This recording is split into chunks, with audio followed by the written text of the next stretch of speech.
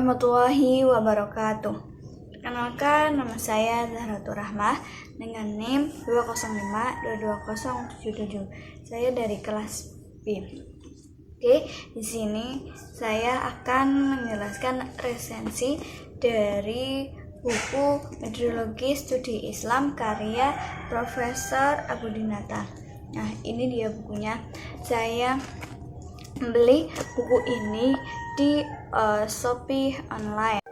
Buku Metodologi Studi Islam karya Profesor Abudinata ini adalah sebuah karya penting dalam bidang studi Islam. Ini membahas tentang metodologi atau cara-cara yang digunakan dalam mempelajari agama Islam.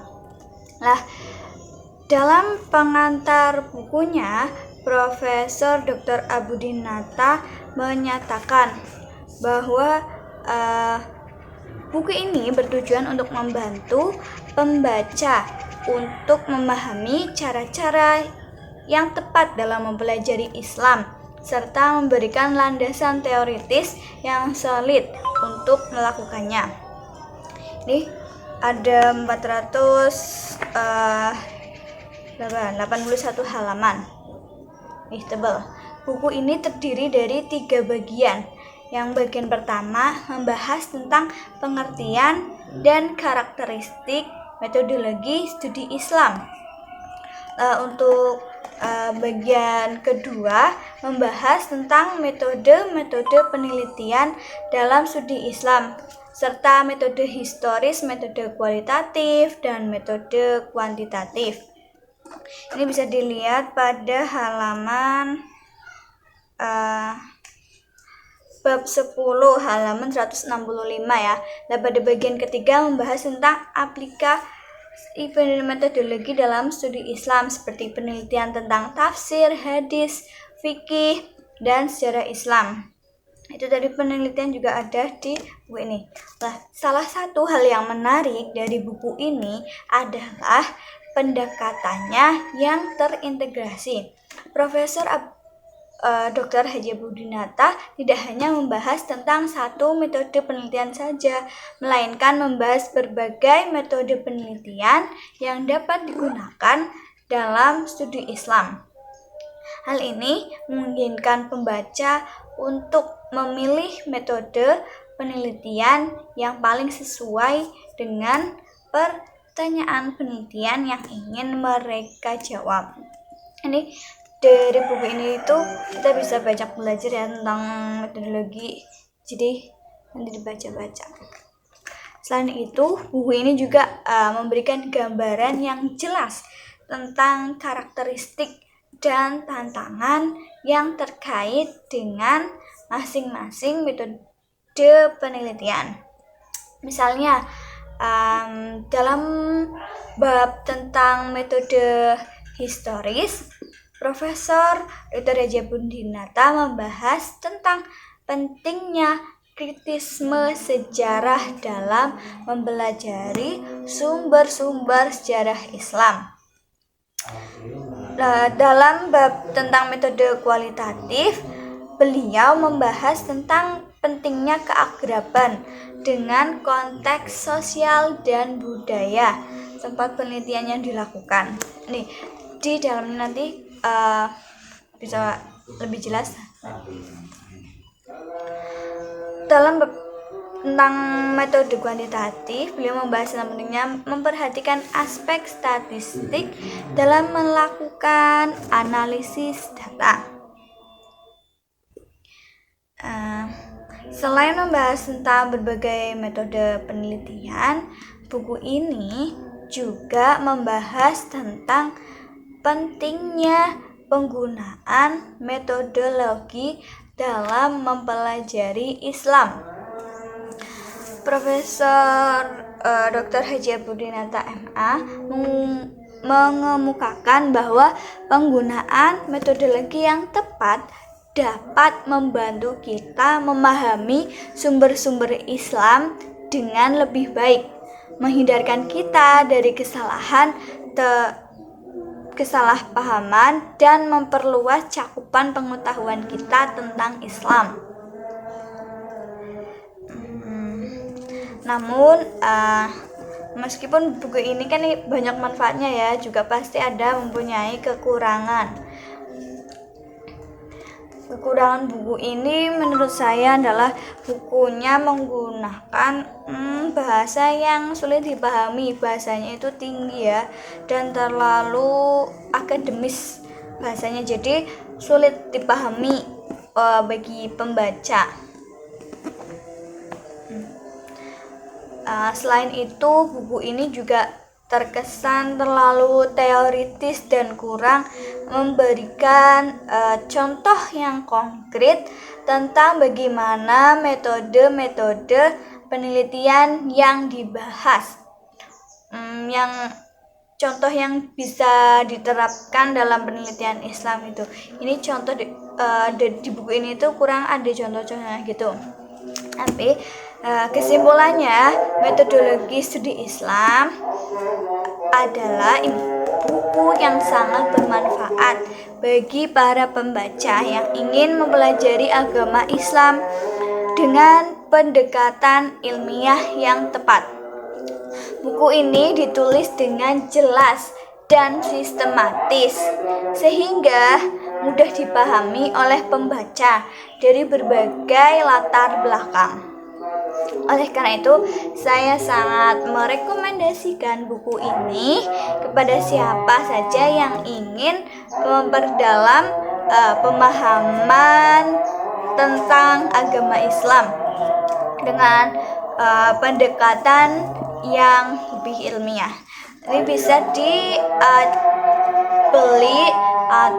di toko online maupun offline. Ini bukunya sangat rekomendasi banget untuk membantu mempelajari tentang metodologi studi Islam. Oke, sekian. Itu saja dari saya. Kurang lebihnya mohon maaf. Assalamualaikum warahmatullahi wabarakatuh.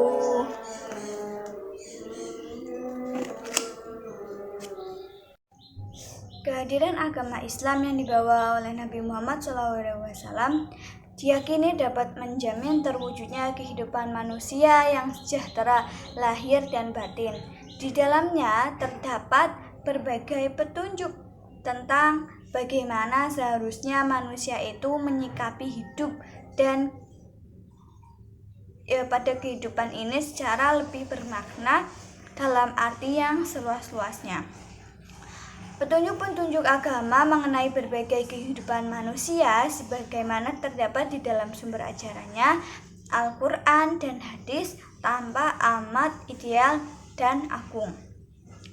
Islam mengajarkan kehidupan yang dinamis dan progresif, menghargai akal pikiran melalui pengembangan ilmu, pengetahuan, dan teknologi.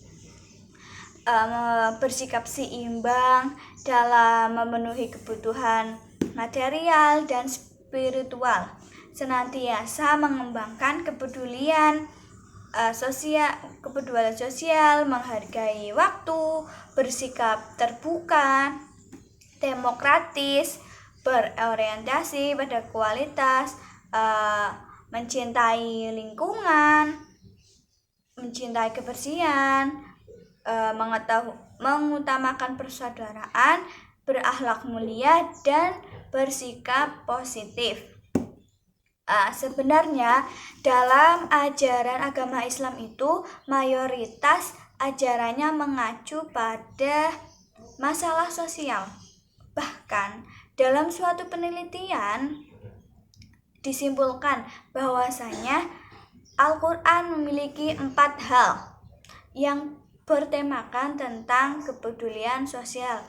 Yang pertama, dalam Al-Quran dan hadis,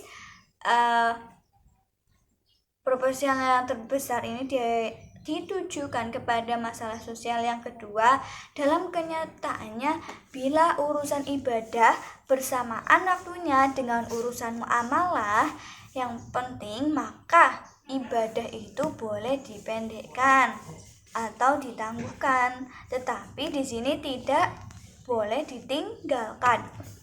Yang ketiga, bahwa ibadah mengandung segi kemasyarakatan, diberi ganjaran lebih besar daripada ibadah yang bersifat perseorangan atau individu. Keempat, bila urusan ibadah dilakukan tidak sempurna atau batal karena melanggar pantangan tertentu, maka kafaratnya ialah melakukan sesuatu.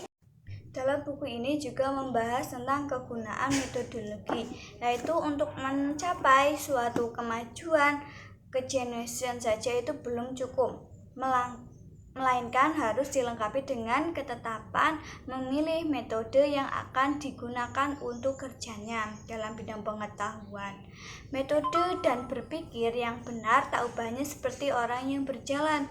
Seorang yang lumpuh sebelah kakinya dan tidak dapat berjalan dengan cepat, tetapi ia memilih jalan yang benar akan mencapai tujuannya lebih cepat daripada orang yang jago lari yang mengambil jalan yang terjal, yang berkelok-kelok. Sejago apapun orang itu berlari, ia akan datang pada tempat yang dituju, sedangkan orang yang lumpuh sebelah kakinya yang memilih jalan yang benar akan sampai pada tujuan dengan segera. Selain itu, penguasaan metode yang tepat dapat menyebabkan seseorang mengembangkan ilmu yang dimilikinya. Sebaliknya, mereka yang tidak menguasai metode hanya akan menjadi konsumen ilmu dan bukan menjadi produsen, hanya penikmat saja ya berarti. Nah, di sini juga membahas tentang studi Islam. Banyak orang yang masih berselisih pendapat tentang apakah Islam itu termasuk ke dalam sains atau ilmu pengetahuan. Mengingat sifat dan karakteristik antara ilmu pengetahuan dan agama itu berbeda, ilmu pengetahuan itu dapat dikritisi, sedangkan agama dengan alasan apapun tidak dapat dikritik karena merupakan ajaran dari Allah Subhanahu wa Ta'ala yang memiliki kebenaran yang mutlak. Nah, sehingga muncullah pendapat yang memisahkan atau membedakan antara sains Islam dengan studi Islam. Sains Islam mencakup berbagai pengetahuan modern seperti kedokteran, astronomi, matematika, fisika, dan lain sebagainya. Dibangun atas arahan nilai-nilai Islami. Sementara studi Islam adalah pengetahuan yang dirumuskan dari ajaran Islam yang dipraktikkan dalam sejarah dan kehidupan manusia. Sedangkan pengetahuan agama adalah pengetahuan yang sepenuhnya diambil dari ajaran-ajaran Allah Subhanahu wa Ta'ala dan Rasulullah SAW secara murni tanpa dipengaruhi sejarah, seperti ajaran tentang akidah, ibadah, membaca Al-Quran, dan tentang akhlak. Itu pembahasan dari buku-buku yang ada di metodologi studi Islam karya Profesor Dr. Haji Abudinata.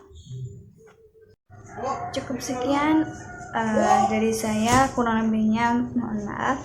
Wassalamualaikum warahmatullahi wabarakatuh.